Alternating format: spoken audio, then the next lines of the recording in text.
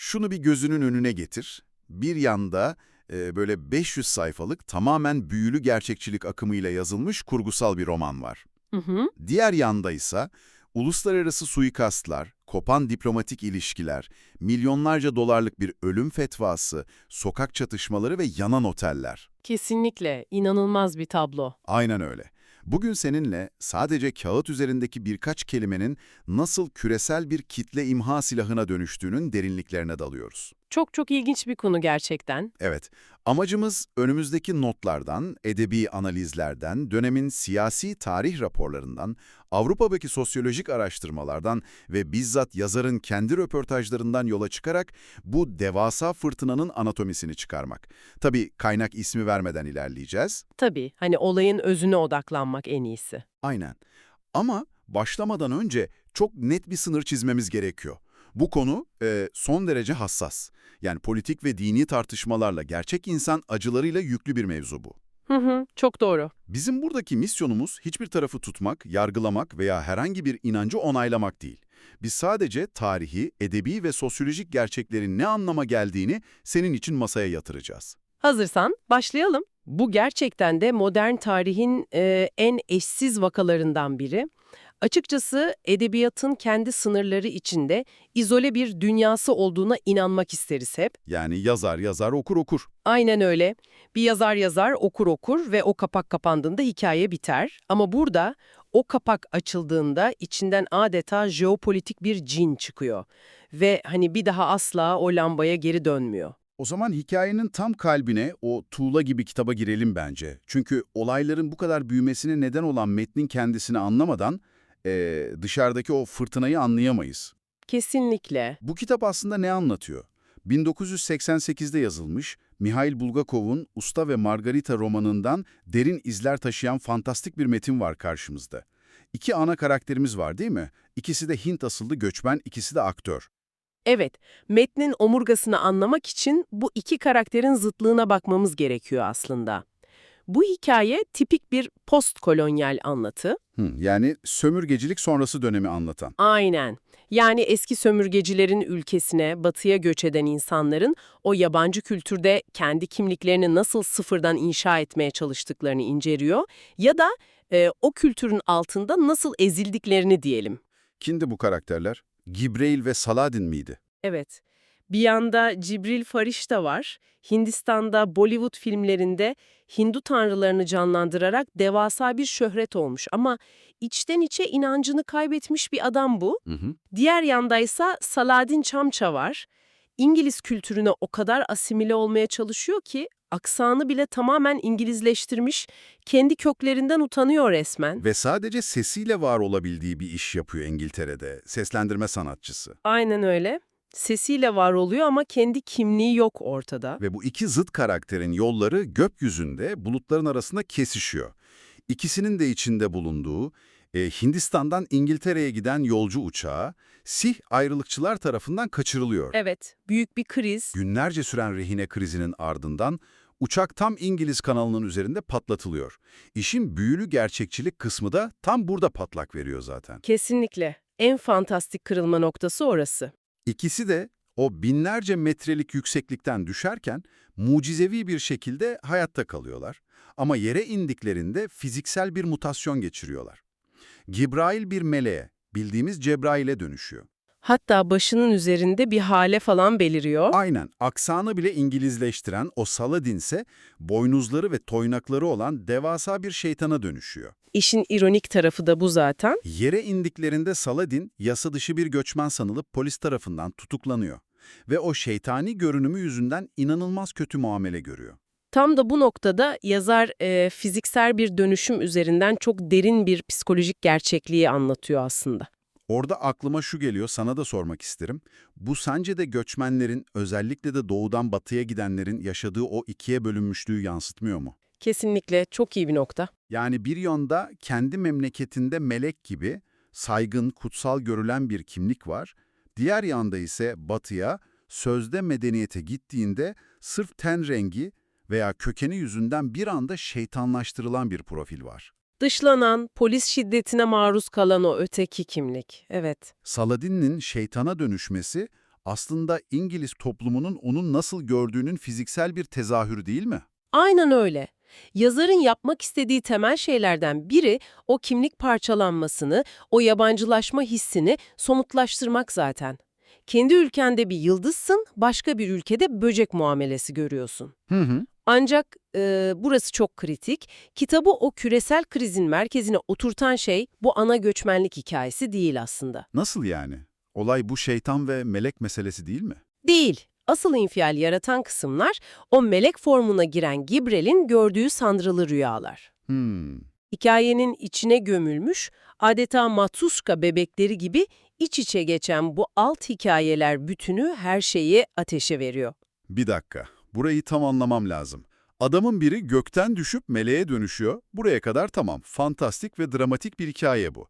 Ama bu fantastik hikayenin içindeki rüya sahneleri nasıl oluyor da gerçek dünyada büyük diplomatik krizler çıkarıyor? İşte işin rengi orada değişiyor. Bu rüyaların içinde tam olarak ne tetikleyici bir unsur var ki insanlar sokaklara dökülüp kitap yakmaya başlıyor? Çünkü o rüyalar İslam tarihinin en hassas, en tartışmalı dönemlerine dokunuyor. Rüyalar, İslam peygamberinin ki kitapta Orta Çağ Avrupa'sında kullanılan aşağılayıcı bir tabir olan Mahunt ismiyle adlandırılıyor ve pagan Mekke'nin yani cahiliye döneminin kurgusallaştırılmış bir versiyonunu anlatıyor. Anladım. Bayağı tehlikeli sular. Fazlasıyla tarihte Garanik olayı veya işte o malum ayetler meselesi olarak bilinen bir rivayet var. Bu rüya sekansında peygamber Mekkeli müşriklerin desteğini almak, onlarla uzlaşmak için Lat, Uzza ve Menat adlı 3 pagan tanrıçasını öven ayetler okuyor. Hı hı. Ancak daha sonra bunun kendisine melek tarafından değil, şeytanın bir vesvesesi, bir aldatmacası olarak fısıldandığını fark edip bu ayetleri geri çekiyor. Yani teolojik olarak çok ince bir çizgide yürüyor yazar. Bildiğim kadarıyla İslam alimleri arasında bile yüzyıllarca tartışılmış, büyük çoğunluğun kesinlikle reddettiği tarihi bir rivayet bu. Kesinlikle ana akım inanç bunu tamamen reddeder. Hatta kaynaklarda Hac suresi 52. ayet referans gösteriliyor değil mi? Gönderilen elçilerin temennilerine şeytanın vesvese karıştırabileceği ama Tanrı'nın bunu düzelteceği inancı üzerinden. Aynen, teolojik dayanak noktası orası. Kitap bu bağır teolojik tartışmayı alıp bir şizofrenin rüyasının içine yerleştiriyor resmen. Evet ve üstelik rüyalar bununla da sınırlı kalmıyor maalesef. Metnin içinde sürgünde yaşayan, devrim planları yapan otoriter bir imam karakteri var. O dönemin siyasetine doğrudan gönderme. Aynen. Bu açıkça dönemin İran lideri Hümeyni'ye bir gönderme. Bir de pagan dönemde yaşayan, hiciv ustası, otoriteyle dalga geçen, genel evde saklanan Baal adında bir şair karakteri var. İşler iyice karışıyor. Ve rüyalardaki genel ev çalışanları peygamberin eşlerinin isimlerini alıyorlar. Düşünebiliyor musun? Cidden mi? Bu kadar provokatif yani. Evet, bütün bu semboller üst üste bindiğinde radikal çevreler bunu edebi bir deneme olarak falan görmüyor. Doğrudan İslam'a, peygambere ve kutsal değerlere yönelik planlı ağır bir hakaret ve küfür olarak algılıyorlar. Peki yazar bu tepkilere ne diyor? Yani evet ben bu tabuları yıkmak için bilerek yaptım mı diyor yoksa başka bir savunması mı var? Yazarın 1990 yılında verdiği çok kapsamlı bir röportaja baktığımızda niyetinin asla hakaret olmadığını savunduğunu görüyoruz. Nasıl savunuyor peki bunu? Yazar diyor ki, bu bölümler inancını kaybeden ve tam da bu yüzden aklını yitiren bir adamın, yani Cibriel'in hezeyonlarıdır. Hastalıklı bir zihnin ürettiği imgelerdir. Yani bunlar karakterin deliliği diyor. Aynen öyle. Hatta yazar, bu kitabın aslında inancın insan hayatındaki önemi, inançsızlığın yarattığı boşluk üzerine yazılmış spiritüel bir eser olduğunu iddia ediyor. Rüyaların o absürtlüğü, aklını kaçırmış bir zihnin ürünleri olarak metne özellikle yerleştirilmiş. Yani yazar diyor ben kutsala saldırmadım, deliren bir adamın zihnindeki kaosu, o inanç buhranını yazdım. Ama hani niyetinin ne olduğu, algının ne olduğu karşısında tamamen ezilmiş belli ki. Kesinlikle öyle oldu. Çünkü edebi bir savunmadan uluslararası bir ölüm fermanına geçiş yapıyoruz bir anda. Şöyle bir zaman çizelgesine bakalım istersen. Tabii. Kitap 1988 Eylül'ünde çıkıyor. İçeriği duyulur duyulmaz Hindistan ve Pakistan'da hemen yasaklanıyor, öfkeli protestolar falan başlıyor. Ancak asıl küresel patlama aylar sonra 1989 Şubat'ında oluyor. İran dini lideri Ayetullah Humeyni, radyodan yazar ve kitabın yayıncıları hakkında o herkesin bildiği ölüm fetvasını veriyor. Ve başına da 3 milyon dolardan fazla bir ödül konuyor. İnanılmaz bir rakam. Fakat benim burada aklıma takılan bir şey var. Kitap Eylül'de çıkmış, fetva Şubat'ta veriliyor. Arada tam 5 ay var. Neden 5 ay bekleniyor? İşte tarihsel raporların ve siyasi analizlerin devreye girdiği yer tam burası. Siyaset bilimciler bu zamanlamanın kesinlikle tesadüf olmadığını söylüyor. İlginç bir detay vereyim sana. Tabii, dinliyorum. Hümeyni'nin kendi oğlunun sonradan yaptığı açıklamalara göre, Hümeyni aslında bu kitabı o güne kadar hiç okumamıştı. Hadi ya, cidden mi? Evet. Hatta fetvadan önce kitabın bir özeti önüne getirildiğinde pek ilgilenmemişti bile. Bekle, okumadığı, hatta pek umursamadığı bir kitap için aylar sonra ölüm fetvası mı veriyor? Neden yapsın ki bunu? Çünkü olayların kitapla pek bir ilgisi yoktu aslında. Olay İran'ın o dönemki iç siyasetiyle ilgiliydi. Nasıl bir iç siyaset dönüyordu ki orada? O dönem İran, Irak ile tam 8 yıl süren, her iki taraftan en az 1 milyon insanın hayatına mal olan, ülkeyi harabeye çeviren yıkıcı bir savaştan yeni çıkmıştı. Ülke ekonomisi çökmüş, temel gıdalar karnelere bağlanmış. Toplumda büyük bir buhran var yani. Aynen. Halk arasında rejime karşı derin bir hoşnutsuzluk baş göstermişti. Dahası rejimin kendi içinde devasa bir çatlak vardı. Hümeyni'nin halefi olarak görülen Montazeri gibi nispeten reformcu isimlerle katı muhafazakarlar arasında güç savaşları yaşanıyordu. İktidar kavgası yani. Evet, hatta bu Montazeri bu fetva fikrine şiddetle karşı çıkıp dünya bizim sadece insan öldürdüğümüzü düşünecek, bu İslam'a zarar verir diye uyarıda bile bulunmuştu. Anlıyorum. Yani bu fetva aslında siyasi bir sihirbazın numarayı yaparken seyircinin dikkatini başka yöne çekmek için sahneye attığı devasa bir sis bombası işlevi gördü. Çok doğru bir benzetme. Düşünsene, içeride ekonomik çöküş var, savaştan çıkan yıkık dökük bir ülke var, siyasiler birbirine girmiş. Tüm bu başarısızlıkları gizlemek için ne yaparsın? Dışarıda bir düşman yaratırsın. Aynen öyle. Dışarıda tüm halkı etrafında birleştirebilecek, duygusal olarak çok güçlü, yapay bir düşman yaratırsın. Kesinlikle. Uzmanların analizleri de tamamen bunu gösteriyor. Olay teolojik bir hassasiyetten ziyade bütünüyle politik bir manevraydı. Hı hı. İçerideki krizi yönetmek, toplumu tekrar radikal bir eksende konsolide etmek için dışarıya atılmış bir can simidiydi. Ancak bu politik manevranın sonuçları edebiyat dünyası ve masum insanlar için korkunç oldu tabii. Edebiyat bir anda kanlı bir av sahasına dönüştü. Aynen öyle. Ve o kanlı sonuçlar sınırları hızla aştı. Sadece yazar değil, kitapla teması olan, adını o kitaba yazdıran herkes hedefe kondu. Çevirmenler falan dahil. Tabii. Kaynaklara bakıyoruz. Kitabın Japonca çevirmeni Hitoshi Igarashi, üniversitedeki ofisinde bıçaklanarak öldürülüyor. İtalyan çevirmen Ettore Capriolo evinde defalarca bıçaklanıyor ama mucize eseri hayatta kalıyor. İnanılmaz, gerçekten. Bitmedi. Norveçli yayıncı William Nygaard, Oslo'da evinin önünde sırtından 3 kez vuruluyor. Olay kelimenin tam anlamıyla küresel bir dehşet dalgasına dönüşüyor. Ve işte burası gerçekten çok ilginç ve bizim coğrafyanız için bir o kadar da trajik. Konu Türkiye'ye geliyor. Evet, Türkiye ayağı bu küresel krizin belki de en karmaşık, en acı ve en yanlış anlaşılan bölümlerinden birini barındırıyor maalesef. Başrolde edebiyatımızın en önemli isimlerinden Aziz Nesin var. Tarihsel kayıtlara ve belgelere baktığımızda işin inanılmaz ironik bir tarafı var aslında. Herkes Aziz Nesin'in bu kitabı İslam'a saldırmak veya işte yazarın fikirlerini çok benimsediği için Türkiye'ye getirdiğini sanır. Evet, genel algı hep bu yöndedir. Oysa gerçek bambaşka. Aziz Nesin aslında yazarın kitabını, edebi üslubunu veya o dine yönelik kışkırtıcı yaklaşımını estetik olarak hiç ama hiç beğenmiyor. Hatta bayağı kötü bir roman olduğunu falan düşünüyor. Aynen, kitabın iyi bir roman falan olduğunu düşünmüyor kesinlikle. Peki o zaman neden kendini o devasa hedef tahtasına oturtup bu kitabı Türkiye'de yayımlamaya kalkıyor? Asıl soru bu. Raporlar ve dönemin tanıklıkları, Aziz Nesin'in motivasyonunun edebiyat değil, katıksız bir demokrasi mücadelesi olduğunu açıkça belirtiyor. O dönem Türkiye'de Bakanlar Kurulu kararıyla kitabın ülkeye girişi ve dağıtımı tamamen yasaklanıyor.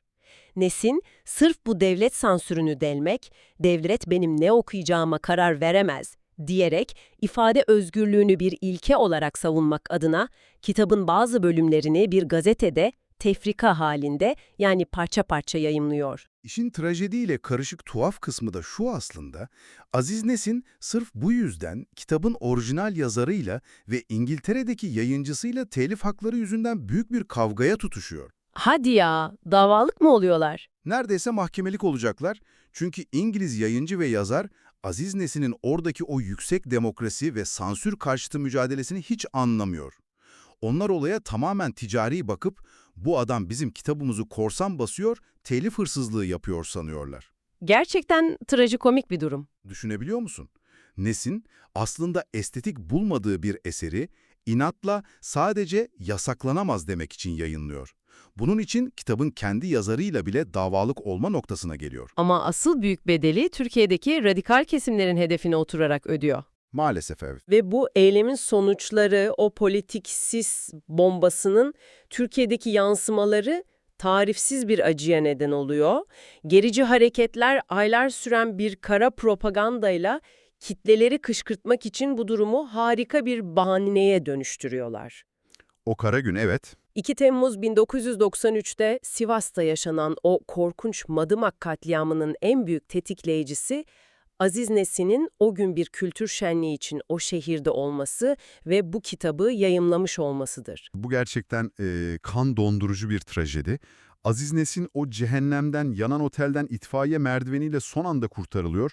Ancak o otelde bulunan, çoğu bu kitapla hiçbir ilgisi bile olmayan, sadece oraya şiir okumaya, türkü söylemeye gelmiş Alevi aydınlar, gencecik şairler, sanatçılar, semah dönen çocuklardan oluşan 37 masum insan otelin ateşe verilmesiyle yakılarak katlediliyor. Çok ağır bir tablo. Bir kitabın sayfaları, kelimenin tam anlamıyla gerçek insanların bedenlerini yakacak bir ateşe dönüşüyor. Bu katliam kitabın artık bir roman, bir kurgu metin olmaktan tamamen çıktığını kanıtlıyor bize. O artık siyasi grupların, gerici hareketlerin kitleleri manipüle etmek, kışkırtmak ve kendi şiddet eylemlerini sözde dini bir görev kisvesi altında meşrulaştırmak için kullandıkları son derece kullanışlı bir politik şeytana dönüşmüştü. Kesinlikle. Metinin içeriğinin hiçbir önemi kalmamıştı aslında. Sadece adı, o ismin yarattığı algı kitleleri delirtmeye yeten bir silaha evrilmişti. Peki bu yangın sadece Orta Doğu'da veya Türkiye'de mi yandı? Hayır, kesinlikle hayır. Bu fırtınanın o uzun gölgesi, Batı dünyasının kendi içindeki fay hatlarını da fena halde tetikledi. Sosyolojik araştırmalara bakalım. Orası da çok çarpıcı. Soğuk Savaş yeni bitmiş, komünizm tehdidi ortadan kalkmıştı 90'ların başında.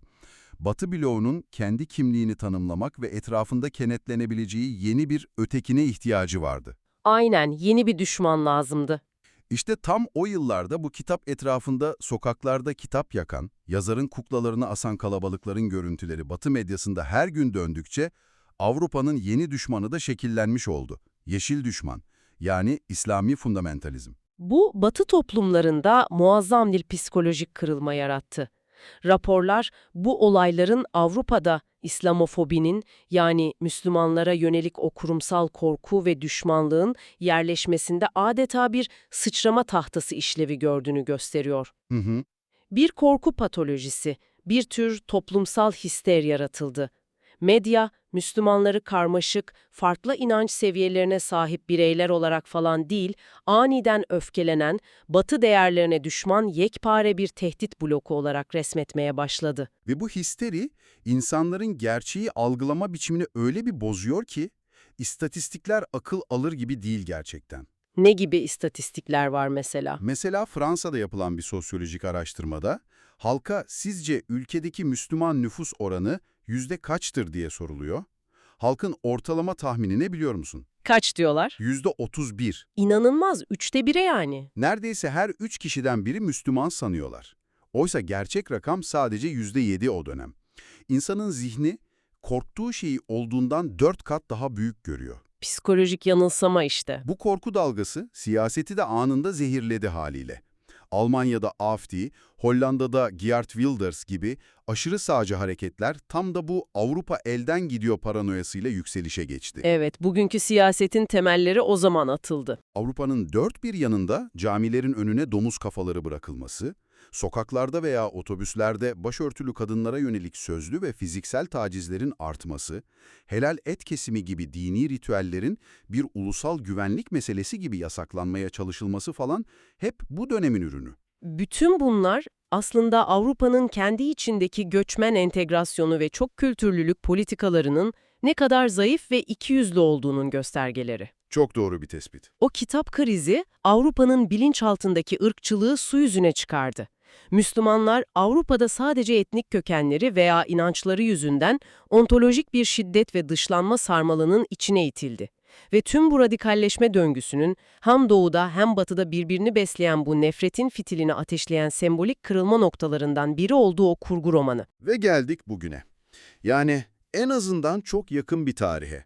Ağustos 2022'ye New York'a. Bu anlattığımız fırtınanın üzerinden tam 33 yıl geçmiş.